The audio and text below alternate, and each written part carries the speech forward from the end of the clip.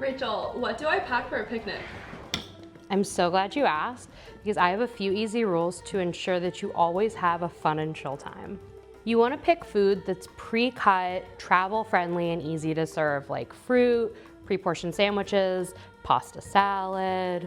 Do any prep ahead because everything gets so much more annoying once you get to the park. You can even just like pick up food on the way.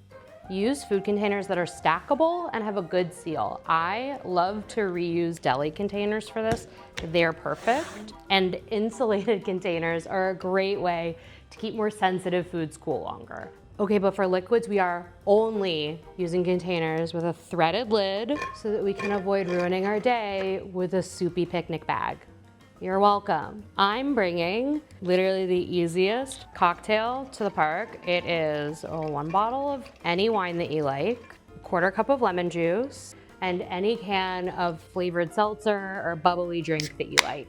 The supplies you bring are crucial. I have this bag I call my picnic pouch, and it's where I keep all my essentials so I'm ready to go at any time. So here's what's in my bag. Hand sanitizer, a knife, and a couple extra utensils, extra napkins, a bottle opener, koozies, and a baggie for dirty utensils, plus a few fun things like flaky salt, honey, and hot sauce.